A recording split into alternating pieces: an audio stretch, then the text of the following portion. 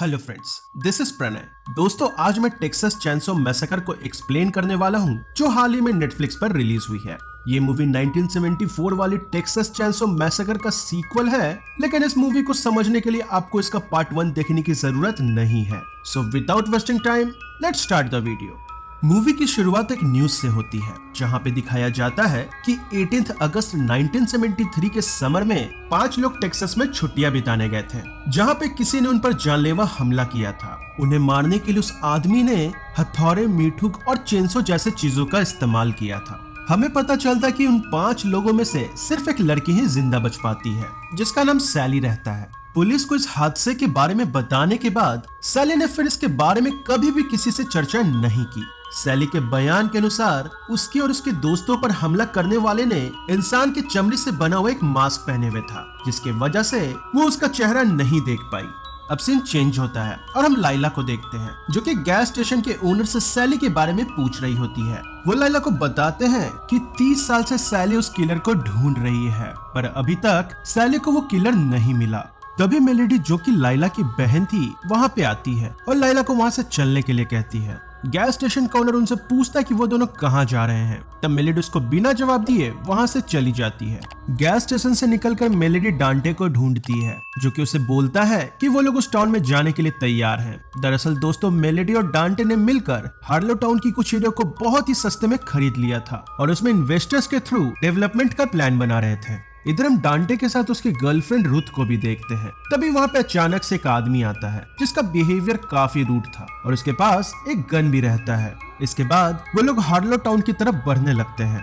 आगे रास्ते में उनको सड़क पर 2 शेरिफ दिखते हैं, जो कि उनसे पूछताछ करने लगते हैं। शेरिफ डांटे को अपना कार्ड देकर टाउन के खतरे के बारे में उन लोगों को वार्न करते हैं। इसके बाद डांटे और उसके दोस्त टाउन में पहुंच जाते हैं। टाउन बहुत ही बड़ा होता है और वो लोग प्लानिंग करने लगते हैं कि कैसे कहाँ रीनोवेट करना है। तभी हम फिर से वही इंसान को देखते हैं जो इन लोगों को गैस स्टेशन पर मिला था, जिसका नाम रिचर रहता है। और यहीं पर हमें पता चलता है कि दरअसल रिचर ही उन लोगों का कॉन्ट्रैक्टर रहता है। उसके जाने के बाद डांटे और उसके दोस्तों की नजर एक बिल्डिंग पर जाती है, जहां पर एक फ्लैग लगा हुआ था। वो लोग उस घर के अंदर जाते हैं और डांटे ऊपर जाकर वो फ्लैग निकालने की कोशिश करता है, लेकिन उसका हाथ फ्लैग तक नहीं पहुंच रहा था और वो मेलेडी को ये बताने नीचे आता है।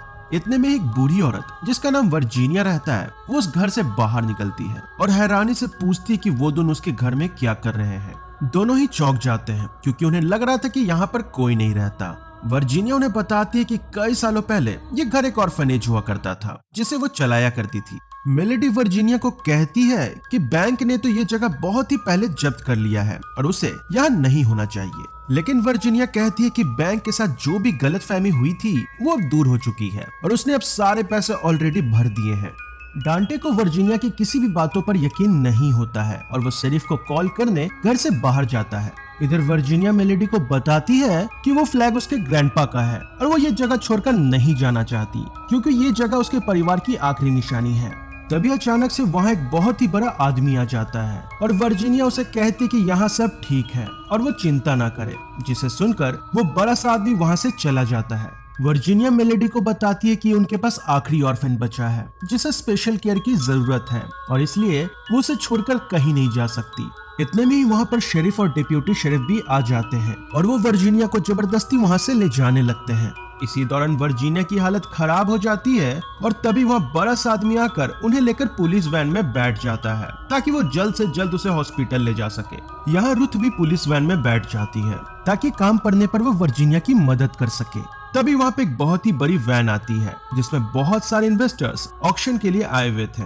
दूसरी तरफ वर्जीनिया पुलिस वैन में दम तोड़ देती है और रुथ ये देखकर फौरन मेलेडी को मैसेज करके इसके बारे में बताती है। इधर वर्जीनिया की मौत की वजह से वो बड़ा सा आदमी गुस्से में आकर डिप्यूटी शेरिफ का हाथ तोड़ देता है। डिप्यूटी उसे रोकने के लिए गन से शूट करते हैं, लेकिन गलती से वो गोली शेरिफ को ही लग जाती है, जो कार ड्राइव कर रहे होते हैं। अब इसके वजह से कार अनबैलेंस हो जाता है और सीधा जाकर एक घर से टकरा जाता है। दूसरी तरफ टाउन में ऑक्शन स्टार्ट हो चुका था और इसी बीच मेलेडी को रुथ के मैसेज से पता चलता है कि वर्जीनिया अब इस दुनिया में नहीं है। ये जानकर मेलेडी को पछतावा होता है, क्योंकि उसे लग रहा था कि उनकी वजह से वर्जीनिया की जान गई है। थोड़ी देर में ही वहाँ डांटे भी आ जाता है और वो ये बात डांटे को भी बताती है। मेलेडी को लगता है कि उन लोगों को वहाँ से निकल जाना चाहिए और वो लाइला को लेने उसके पास जाती है। मेलेडी वर्जीनिया की मौत की खबर के बारे में लाइली को भी बताती है और इसी बीच रिचर्ड उनकी ये बात सुन लेता है। इधर रुथ को कार में होश आता है और वो मदद के लिए पुलिस रेडियो से कांटेक्ट करती है। रुथ देखती कि वो आदमी वर्जीनिया की पड़ी हुई लाश से फेस की स्किन को काट कर खुद पहन लेता है और दोस्तों हमें समझ आता है कि ये इंसान और कोई नहीं बल्कि लेदरफेस रहता है। इसके बाद लेदरफेस फिर से शेरिफ के वैन के पास आता है और रुथ को भी मार देता है। दूसरी तरफ मेलेडी जैसे लाइली के साथ कार से निकलने वाली रहती है तभी वह रिचर्ड आकर डांटे से कार की चाबी ले लेता है। दरअसल रिचर्ड को भी वर्जीनिया के बारे में पता चल गया था और उसे कहीं न कहीं ये लग रहा था कि ये प्रॉपर्टी सच में वर्जीनिया की ही थी। इसलिए वो उन लोगों को कहता है कि अगर उन्हें कार की चाबी वापस चाहिए तो पहले वो उस प्रॉपर्टी के पेपर्स लेकर आए। डांटे फाइलों में से प्रॉपर्टी के पेपर्स चेक करने लगता है लेकिन उसे वो पेपर्स नहीं मिलते। इसका मतलब शायद सच में वो प्रॉपर्टी वर्जीनिया की ही थी। दूसरे तरफ रुथ के रेडियो में कही गई सारी बातें गैस स्टेशन का ओनर सुन चुका था और वो ये बात 1973 वाले हादसे की सर्वाइवर सैली को बता देता है। सैली को जैसे ही लेदरफेस के बारे में पता चलता है वो फौरन गन्स और वेपन्स लेकर हार्लो टाउन की तरफ निकल जाती है। इधर मेलेडी और डांटे एक बार फिर से ऑर्फनेज के अंदर जाते हैं जहां मेलेडी को घर के पेपर्स मिल जाते हैं, जिसका मतलब वो घर सच में वर्जीनिया का ही था। तभी अचानक वहां लेदरफेस आ जाता है और वो डांटे को बुरी तरह से जख्मी कर देता है। मेलेडी ये सब देख लेती है और लेदरफेस से बचने के लिए कपबोर्ड में जाकर छुप जाती है। बाहर बहुत तेज बारिश होने लगती है जिसकी वजह से सारे लोग वैन के अंदर चले जाते हैं। इधर थोड़ी देर बाद डांटे को होश आता है और वो जख्मी हालत में ऑर्फनेज से बाहर निकलता है। रिचर्ड उसकी ऐसी हालत देखकर गन लेकर ऑर्फनेज के अंदर जाता है। वो लेदरफेस से लड़ने की कोशिश करता है लेकिन लेदरफेस उसे भी बुरी तरीके से मार देता है। मेलेडी ये सब सारी चीजें बेड से नीचे छुपकर देख रही होती है और मौका मिलते ही वो रिचर्ड के पास से कार की चाबी ले लेती है। वो वहां से भागने की कोशिश करती है लेकिन लेदरफेस उस पर हमला कर देता है। देखकर ऐसा लग रहा था कि मेलेडी अब बच नहीं पाएगी, लेकिन तभी मेलेडी की बहन लाइला आकर उसे किसी तरह से बचा लेती है। फिर दोनों मिलकर वहां से भागते हुए वैन के अंदर चले जाते हैं जिसमें सारे लोग मौजूद थे।